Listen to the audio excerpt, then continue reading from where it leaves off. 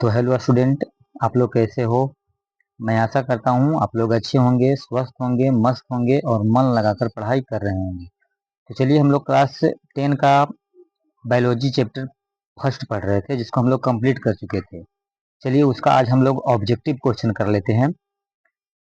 तो मगध कोचिंग में आपका मोस्ट वेलकम है। तो चलिए, क्लास को हम लोग शुरू करते हैं। तो इसका पहला क्वेश्चन है कि वैसे पौधे जो पोषण के लिए सड़ी गली चीजों पर आश्रित रहते हैं वे क्या कहलाते हैं। यानी कि वैसे जीव जो अपना भोजन जो है सड़े गले पदार्थों से प्राप्त करते हैं क्या कहलाएंगे। परजीवी कहलाएंगे, मृतजीवी कहलाएंगे या स्वपोषी कहलाएंगे। तो चलिए बताइए। तो इसका पहला आंसर हो जाएगा मृतजीवी। यानी कि जो सड़े गले पदार्थों से अपना भोजन ग्रहण करते हैं वैसे जीव क्या कहलाते हैं, मृतजीवी कहलाते हैं। जैसे कि जीवाणु हो जाएगा, विषाणु हो जाएगा, कवक हो जाएंगे। तो ऐसे जीव क्या कहलाते हैं, मृतजीवी कहलाते हैं। चलिए, हम लोग पढ़ते हैं दूसरा क्वेश्चन। इसका दूसरा क्वेश्चन क्या है। तो दूसरा क्वेश्चन है कि स्वपोषी भोजन के लिए क्या आवश्यकता होती है। यानी कि जो वैसे जीव जो स्वपोषी होते हैं, यानी कि भोजन के लिए किसी दूसरे जीव पर निर्भर नहीं करते हैं, उन जीवों के लिए कौन कौन सी चीजों की आवश्यकता होती है। क्लोरोफिल की आवश्यकता होती है, सूर्य प्रकाश की आवश्यकता होती है, या जल और कार्बन डाइऑक्साइड की आवश्यकता होती है, या इनमें से सभी की आवश्यकता होती है। चलिए, तो बताइए कि इसका आंसर क्या हो जाएगा। जो स्वपोषी होते हैं उनका भोजन क्या होता है। तो इसका आंसर हो जाएगा आपका इनमें से सभी। यानी कि क्लोरोफिल की आवश्यकता पड़ती है, सूर्य के प्रकाश की आवश्यकता पड़ती है, जल एवं कार्बन डाइऑक्साइड की भी आवश्यकता पड़ती है। चलिए, हम लोग जानते हैं इसका तीसरा क्वेश्चन के बारे में। इसका तीसरा क्या हो जाएगा। तो तीसरा इसका है कि इनमें कौन प्रकाश संश्लेषी अंगक हैं। यानी कि जो पेड़ पौधों में प्रकाश संश्लेषण की क्रिया होती है, जो भोजन निर्माण होती है, उसका मुख्य अंग क्या होता है। हरित लवक प्रकाश संश्लेषी अंग कहलाते हैं, या जो पत्ती होते हैं, लीफ होते हैं, वो कहलाते हैं, या स्टोमाटा कहलाते हैं, या जड़ कहलाते हैं। तो बताइए कि प्रकाश संश्लेषी अंगक हम लोग किसको बोलते हैं। तो इसका आंसर क्या हो जाएगा, हरित लवक, जिसको हम क्लोरोप्लास्ट भी बोलते हैं। तो तीसरा का आंसर हो जाएगा ए, हरित लवक। चलिए, हम लोग पढ़ते हैं क्वेश्चन नंबर 4। दिया हुआ है कि वायुमंडल में कार्बन डाइऑक्साइड कितना प्रतिशत होता है। चलिए, हम लोग क्लास में पढ़ लिए थे, बता दिया गया था कि इस जो वायुमंडल है, जो हवा है, उसमें कितना प्रतिशत ऑक्सीजन होता है, कितना प्रतिशत कार्बन डाइऑक्साइड होता है, और कितना प्रतिशत जो है नाइट्रोजन होता है। तो नाइट्रोजन होता है ये जो वायुमंडल है या हवा है उसमें 78%। जो ऑक्सीजन है वो होता है कितना, 21%। और जो कार्बन डाइऑक्साइड होती है वो होती है कितना प्रतिशत, तो 0.03%। चलिए, पढ़ते हैं हम लोग क्वेश्चन नंबर 4। क्वेश्चन नंबर 4 हम लोग देखते हैं। 4 कौन सा क्वेश्चन है। 4 इसका क्वेश्चन है कि वायु, 4 हम लोग तो कर चुके हैं। चलिए, 5वां क्वेश्चन हम लोग देखते हैं कि प्रकाश संश्लेषण प्रक्रम में क्या नहीं होता है। इसमें पानी नहीं टूटता है, या CO2 मुक्त होना, या ऑक्सीजन का मुक्त होना, या कार्बन डाइऑक्साइड का उपयोग। यानी कि प्रकाश संश्लेषण की क्रिया होती है, इसमें किसकी आवश्यकता नहीं होती है, क्या चीज नहीं बन पाता है। तो पहला बताइए, पानी का टूटना होगा, या CO2 का मुक्त होना होगा, या ऑक्सीजन का मुक्त होना, या CO2 का उपयोग होना। याद रखिएगा कि जो कार्बन डाइऑक्साइड है इसका मुक्त होना नहीं, क्योंकि प्रकाश संश्लेषण की क्रिया होता है तो पेड़ पौधे कार्बन डाइऑक्साइड को ग्रहण करते हैं, यानी कि उपयोग करते हैं। ये हम लोग देखते हैं क्वेश्चन नंबर 6 जो है कि इनमें किसके द्वारा अमीबा भोजन को ग्रहण करता है। उत्पाद के द्वारा, सीलिया के द्वारा, फ्लैजिला के द्वारा। तो बताइए कि किसके द्वारा जो है अमीबा अपना भोजन ग्रहण करते हैं। तो इसका आंसर हो जाएगा उत्पाद। चलिए, जानते हैं और भी ऑप्शन। जो सीलिया है, याद रखिएगा कि जो पैरामीशियम होता है उसमें सीलिया होता है, जिसके द्वारा पैरामीशियम प्रचलन भी करता है और अपने भोजन को भी पकड़ता है। नहीं, अगर हम कहें कि अमीबा का आकार कैसा होता है? तो अनिश्चित आकार के होता है, अनियमित आकार के होता है। अगर हम कहें कि पैरामीशियम का आकार का होता है, जो भोजन को सीलिया के द्वारा पकड़ता है, तो उसका होता है चप्पल के आकार के। और जो फ्लैजिला होते हैं, जीवाणु में प्रजनन प्रचलन अंग होता है, यह भोजन को पकड़ता है, तो इसका ऑप्शन हो जाएगा कूटपाद। चलिए हम लोग जानते हैं क्वेश्चन नंबर 7 के बारे में कि इनमें से किस छिद्र के द्वारा ग्रसनी ग्रास नली से जुड़ा होता है? यानी कि जो ग्रसनी होती है, जो फेरिंग्स होती है, किसके द्वारा जुड़ा होता है?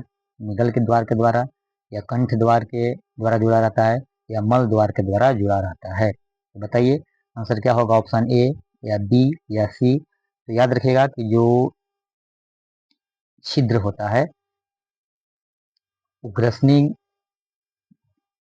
का छिद्र जो होता है ग्रास नली की किसके साथ जुड़ा रहता है? तो ये हो जाता है आपका निगल द्वार के साथ जुड़ा रहेगा, क्योंकि कंठ द्वार जो होता है श्वास नली में खुलता है, और मल द्वार जो होता है जो अपशिष्ट पदार्थों को शरीर से बाहर निकालने वाला अंग है।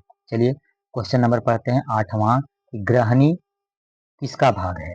जो ग्रहणी होता है वो किसका भाग होता है? मुख गुहा का भाग है, या बड़ी आंत का भाग होता है, या छोटी आंत का भाग होता है, या अमाशय का भाग होता है? ग्रहणी, जिसको हम लोग इंग्लिश में ड्यूडेनम भी बोलते हैं, मुख गुहा का भाग है, या बड़ी आंत का भाग होगा, या छोटी आंत का भाग होगा, या अमाशय का भाग होगा? चलिए बताइए। तो इसका आंसर हो जाएगा आपका जो ग्रहणी होता है वो छोटी आंत का भाग होता है। चलिए क्वेश्चन नंबर पढ़ते हैं 9। 9 क्वेश्चन कौन सा हो जाएगा? 9 में है कि जो प्रकाश संश्लेषण से किस चीज का निर्माण होता है? जब फोटोसिंथेसिस की क्रिया होती है तो कौन सा पदार्थ बनता है, या कौन सी चीज बनता है? कार्बन डाइऑक्साइड बनता है, या H2O, या जिसको हम जल बोलते हैं जल बनता है, या कार्बोहाइड्रेट जिसको हम लोग ग्लूकोज भी बोलते हैं, जिसका फार्मूला C6H12O6 होता है? तो बताइए कि प्रकाश संश्लेषण से किस चीज का निर्माण होता है? तो बताइएगा कि जब प्रकाश संश्लेषण की क्रिया होती है तो किस चीज का निर्माण होता है? आपका हो जाएगा ये ग्लूकोज का, यानी कि कार्बोहाइड्रेट का। Question number 10। वे सारी क्रियाएं जिनके द्वारा जीव अनुरक्षण का कार्य करते हैं क्या कहलाते हैं? पोषण, श्वसन, जनन, या जैव प्रक्रम कहलाते हैं? चलिए तो हम लोग जब चैप्टर का शुरुआत कर रहे थे उसी से हम लोगों ने पहला चीज यही पढ़ा था कि ये सारी क्रियाएं जिसके द्वारा जीव अनुरक्षण का कार्य करते हैं वे क्या कहलाते हैं?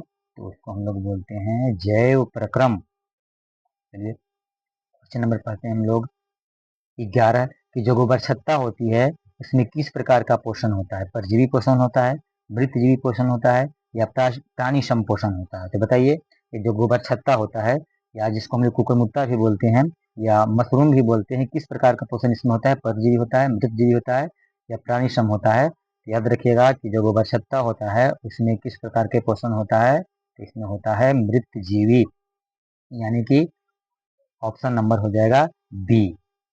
कहिएगा गोबरछत्ता क्या है? तो एक प्रकार से जो होता है कवक की श्रेणी में आता है। तो कवक जो होते हैं, या जो जीवाणु होते हैं, या जो विषाणु होते हैं, वो किस प्रकार से अपना पोषण को ग्रहण करते हैं? तो मृत जीवी के द्वारा। क्वेश्चन नंबर हम लोग पढ़ते हैं 12 कि निम्नलिखित में से कौन सा स्वपोषी है? स्वपोषी में से कौन सा होता है? जीवाणु होता है, कवक होते हैं, या सभी हरे पौधे होते हैं? तो चलिए तो सिंपल क्वेश्चन है, बता दीजिएगा कि जितना भी इस धरती पे हरे पौधे हैं सारे के सारे क्या होते हैं? स्वपोषी होते हैं। क्वेश्चन नंबर हम लोग देखते हैं 13। 13 कहता है कि मनुष्य के दांत की सबसे ऊपरी परत क्या कहलाती है? यानी कि जो मनुष्य के दांत होते हैं, बताए थे कि जो एडल्ट होते हैं उनमें 32 दांत होते हैं, जो बच्चा होता है उन लोगों में 20 दांत होता है, जीवन में 2 बार 20 दांत आते हैं, जिसको हम लोग दूध का दांत भी बोलते हैं। तो बताइए कि मनुष्य के दांत की सबसे ऊपरी जो परत है क्या कहलाती है? तो इसको हम लोग बोलते हैं क्या चीज? इनामेल, जो मानव शरीर का सबसे क्या है? कठोरतम पदार्थ भी होता है। क्वेश्चन नंबर हम लोग देखते हैं 14। तो 14 है कि लार इनमें से किस ग्रंथि का स्राव होता है? लार का जो है किससे स्राव होता है? जो मुख में लार ग्रंथियां होती हैं 3, तो बताइए कि किससे लार का स्राव होगा? पेरोटिड से होगा, यकृत से होता है, या जठर से होता है, या आंत ग्रंथियां से होती है? चलिए बताइए इसका आंसर क्या हो जाएगा? तो बता दीजिएगा कि इसका आंसर हो जाएगा ऑप्शन नंबर ए, जिसको हम लोग बोलते हैं पैरोटिड ग्रंथि। याद रखिएगा कि मनुष्य के जो मुख्य गुहा होते हैं उसमें 3 प्रकार की लार ग्रंथियां पाई जाती हैं। एक को हम लोग बोलते हैं पैरोटिड, एक को हम लोग बोलते हैं सबमैंडिबुलर और एक को बोलते हैं हम लोग सबलिंगुअल। जो पैरोटिड होता है सबसे बड़ा लार ग्रंथि होती है, जो सबलिंगुअल होती है वो सबसे छोटी लार ग्रंथि होती है। लेकिन सबसे अधिक 70 से 80% लार का स्राव किस लार ग्रंथि से होती है? तो होता है आपका सबमैंडिबुलर। तो इतना सारा चीज याद रखिएगा लार के बारे में, लार ग्रंथियां के बारे में। चलिए क्वेश्चन नंबर पढ़ते हैं 15। इसमें दिया हुआ है कि इनमें क्या जठर रस में मौजूद नहीं होता है? तो बताइए कि जो जठर रस होते हैं क्या उनमें नहीं पाए जाते हैं? हाइड्रोक्लोरिक अम्ल जिसको HCl बोलते हैं नहीं पाए जाते हैं, या म्यूकस नहीं होते हैं, या पेप्सिनोजन नहीं होते हैं, या पीत रस नहीं होते हैं। चलिए तो इसका बताइए कि आंसर क्या होगा। तो याद रखेगा कि जठर रस में क्या मौजूद नहीं होता है? तो इसमें जो पीत रस होते हैं, बाइल जूस होते हैं, नहीं मौजूद होते हैं। क्यों? क्योंकि जो पीत रस होते हैं इसका स्राव यकृत से होता है और जमा पित्ताशय में होता है। ये भी आता है पित्त रस के बारे में कि भोजन में किसका पाचन करवाता है। तो याद रखिएगा कि भोजन में वसा का यानी कि फैट का पाचन करवाता है। इसका रंग भी देगा कि पित्त रस का रंग कैसा होता है। तो पित्त रस का रंग हल्का हरा पीला होता है। जो हरा होता है बिलुबैडिन के कारण होता है, जो पीला होता है बिलुबिन के कारण होता है। ये भी याद रखिएगा। चलिए क्वेश्चन नंबर हम लोग पढ़ते हैं 16। इनमें कौन सी छोटी आंत का भाग नहीं है? ड्यूडेनम, जेजुनम, इलियम या कोलन। तो बताइए कि छोटी आंत का इनमें से कौन सा भाग नहीं है? ड्यूडेनम नहीं है, या जेजुनम नहीं है, या इलियम नहीं है, या कोलन नहीं है। तो बता दीजिएगा कि इसका जो ऑप्शन नंबर हो जाएगा कौन सा? डी आंसर सही है। यानी कि जो कोलन होता है वो छोटी आंत का भाग नहीं होता है, ये बड़ी आंत का भाग होता है। और बताए भी थे हम क्लास में, बता रहे थे कि कोलन का भी 3 भाग में बटा होता है। एक होता है अधोगामी कोलन, एक होता है अनुप्रस्थ कोलन और एक होता है ऊपरीगामी कोलन। तो कोलन के भी 3 भागों में बटा होता है जो बड़ी आंत का भाग है। चलिए क्वेश्चन नंबर हम लोग पढ़ते हैं 17। दिया हुआ है कि इनमें कौन अवशेषी अंग हैं? यानी कि बताइए कि जो मनुष्य के शरीर का एक अवशेषी अंग का नाम बताना है कि इनमें से कौन है। अपेंडिक्स है, या रेक्टम, या कोलन, या गुद्दा। बताइए इसका आंसर क्या होगा। तो अवशेषी अंग हम लोग किसको बोलते हैं? तो याद रखिएगा कि अवशेषी अंग वैसे अंग को कहा जाता है जिसको शरीर में कोई भी काम नहीं होता है, वैसे अंग को हम लोग क्या बोलते हैं? अवशेषी अंग। तो बताइए कि इसका आंसर क्या हो जाएगा। तो आपका आंसर हो जाएगा इसका क्या चीज? अपेंडिक्स जो होता है मानव शरीर का क्या है? एक अवशेषी अंग होता है। चलिए हम लोग जानते हैं क्वेश्चन नंबर 18। मनुष्य में पाचन की क्रिया आरंभ होती है। बताइए तो मनुष्य में जो है पाचन की क्रिया कहाँ से आरंभ होती है? मुख गुहा से, या आमाशय से, या छोटी आंत से, या सभी से? यानी कि सबसे पहले जो हम लोग भोजन करते हैं उसका पाचन कहाँ से शुरू हो जाता है, आरंभ हो जाता है? तो बता दीजिएगा कि इसका आंसर क्या हो जाएगा। मुख गुहा। यानी कि सबसे पहले भोजन का पाचन कहाँ से शुरू होता है? तो मुख गुहा से। चलिए अगला हम लोग क्वेश्चन पढ़ते हैं किसके बारे में। क्वेश्चन नंबर 19 कि इनमें किस रचना के कारण मुख गुहा से भोजन ग्रास नली में नहीं जाती है? बताइए। VVI क्वेश्चन आता है, एग्जाम में भी आता है कि हम लोग जब खाना खाते हैं तो जो मुख गुहा में जब भोजन जाता है तो वहां से जो भोजन जो है वो ग्रास नली में किस अंग के कारण नहीं जाती है? सॉरी यहाँ थोड़ा सा क्वेश्चन गलत है। लिखा हुआ है कि इनमें से किस रचना के कारण मुख गुहा से भोजन ग्रास नली में नहीं जाती है? नहीं, यहाँ पे ग्रास नली की जगह पर होना चाहिए श्वास नली, क्योंकि जब हम लोग भोजन को करते हैं तो ग्रास नली मुख गुहा के बाद ग्रास नली में ही जाती है। नहीं? तो क्वेश्चन को यहाँ पे सुधार लीजिएगा, यहाँ थोड़ा सा जो है गलत दिया हुआ है, ये जो है आपका गलत दिया हुआ है। यहाँ पे क्या हो जाएगा? श्वास नली कर दीजिएगा। इनमें से किस रचना के कारण मुख गुहा से भोजन जो है श्वास नली में नहीं जाती है? तो इसका आंसर क्या हो जाएगा। हम लोग के एक अंग होता है जिसको हम लोग बोलते हैं क्या चीज? एपिग्लोटिस। इसके कारण जो है भोजन श्वास नली में नहीं जा पाती है।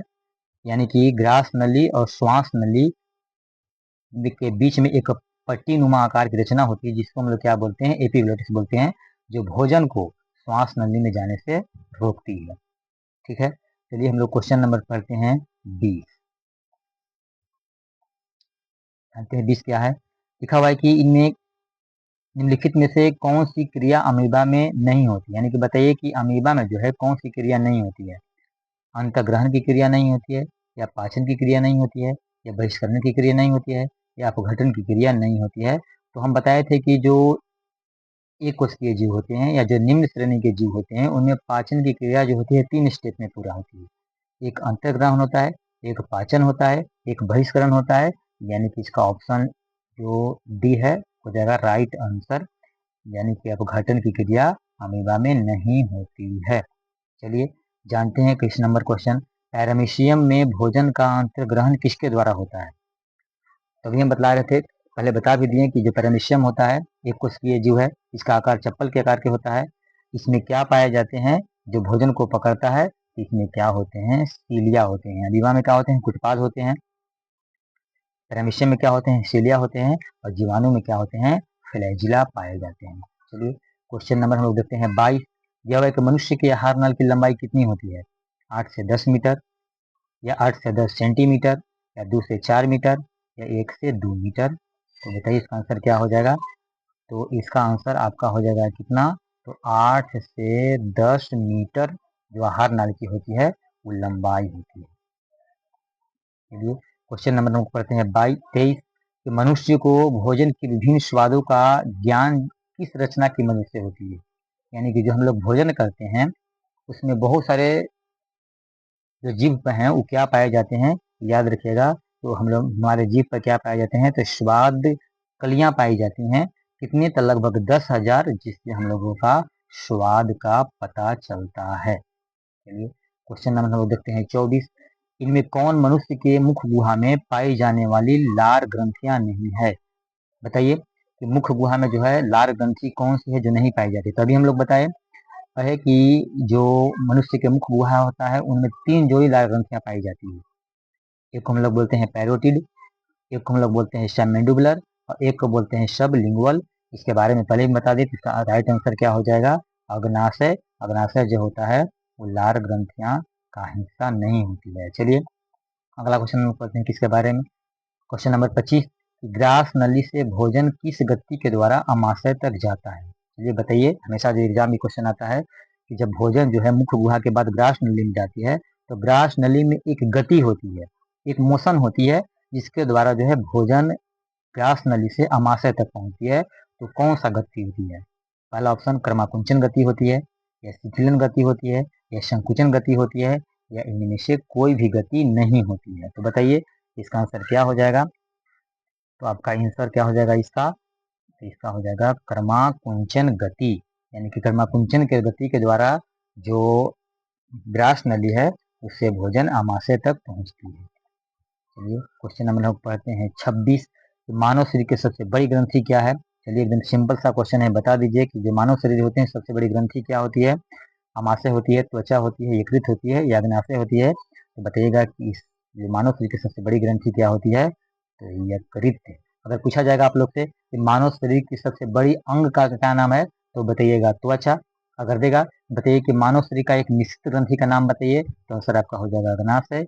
यदि आपसे पूछा जाए कि हम लोग जब भोजन करते हैं वो भोजन सबसे अधिक समय तक कहाँ दिखता है, तो हमने क्या कहा, अमाशय में या पेट में। चलिए क्वेश्चन नंबर हम पढ़ते हैं 27 कि प्रोटीन का पाचन शुरू कहाँ से होता है। जब हम लोग प्रोटीन युक्त भोजन करते हैं उसका पाचन शुरू कहाँ से होता है, मुख गुहा से, आमाशय से, अग्नाशय से, या छोटी आंत से। बताइए कि प्रोटीन जो होता है जैसे कि दाल हम लोग खाते हैं, मशरूम खाते हैं, अंडा खाते हैं, मछली खाते हैं, सोयाबीन खाते हैं, तो इस सारे के सारे प्रोटीन का स्रोत हैं। तो प्रोटीन हम लोगों के शरीर में पाचन शुरू कहाँ से होता है, तो बता दीजिएगा कि प्रोटीन का पाचन शुरू कहाँ से होता है। तो सबसे पहले प्रोटीन कहाँ से होता है, पाचन आमाशय से। चलिए क्वेश्चन नंबर हम लोग देखते हैं कौन सा, 28 नंबर कि पीत रस का स्राव कहाँ से होता है। वीवीआई क्वेश्चन है कि जो पीत रस होता है अभी हम इसके बारे में डिस्कस भी कर चुके हैं। लीवर से होता है, पित्ताशय से होता है, बड़ी आंत से होता है, या छोटी आंत से होता है। तो बताइए कि पीत रस का पाचन शुरू कहाँ से होता है, या पीत रस का स्राव कहाँ से होता है, सॉरी पीत रस का स्राव कहाँ से होता है। तो क्या बताइएगा कि पीत रस का स्राव होता है यकृत से। तो जमा कहाँ होता है, पित्ताशय में, गॉल ब्लैडर में जमा हो जाता है। चलिए इसके बाद सेकंड लास्ट क्वेश्चन है कि इंसुलिन हार्मोन का स्राव किससे होता है। ये क्वेश्चन भी आता है, आपको एग्जाम में देखने के लिए मिलेंगे। जो इंसुलिन हार्मोन का स्राव किस ग्रंथि से होता है, अग्नाशय से होता है, अमाशय से होता है, यकृत से होता है या लीवर से होता है। तो बताइए इसका आंसर क्या हो जाएगा। तो इंसुलिन हार्मोन का स्राव किस ग्रंथि से होता है, आपका अग्नाशय, यानी कि अग्नाशय से, अग्नाशय को हम लोग जो है मिश्रित ग्रंथि बोलते हैं। क्यों? क्योंकि यहाँ से हार्मोन का भी स्राव होता है और यहाँ से एंजाइम का भी स्राव होता है। तो यह देखिएगा कि दो हार्मोन का स्राव होता है, एक इंसुलिन हार्मोन और एक होता है कौन सा, ग्लूकागन हार्मोन। तीन याद रखिएगा कि एंजाइम का स्राव होता है, एक होता है ट्रिप्सिन जो प्रोटीन का पाचन करवाता है, एक होता है एमाइलेज जो कार्बोहाइड्रेट का पाचन करवाता है, एक होता है लाइपेज जो लिपिड यानी कि वसा का पूर्ण पाचन करवाता है। चलिए क्वेश्चन हम लोग देखते हैं आज का लास्ट, कि जो इंसुलिन हार्मोन होता है उसकी कमी से कौन सा रोग हो जाएगा।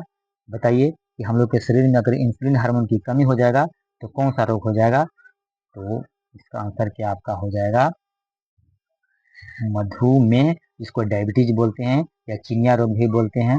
क्यों? क्योंकि अगर हम लोग के शरीर में अगर इंसुलिन की कमी हो जाएगा तो शरीर में जो ग्लूकोज की मात्रा होती है बढ़ जाती है, और इस बढ़ने की क्रिया ही के घटना को हम लोग क्या बोलते हैं, कौन सा रोग बोलते हो जाता है, इसको हम लोग बोलते हैं मधुमेह यानी कि डायबिटीज। तो चलिए हमारे जो आज क्वेश्चन थे समाप्त हो गए, ऑब्जेक्टिव क्वेश्चन हम लोगों ने फर्स्ट चैप्टर का देख लिया है। तो हमारे जो चैनल है मगध कोचिंग, उसको सब्सक्राइब कीजिए, लाइक कीजिए, शेयर कीजिए। तब तक के लिए थैंक यू।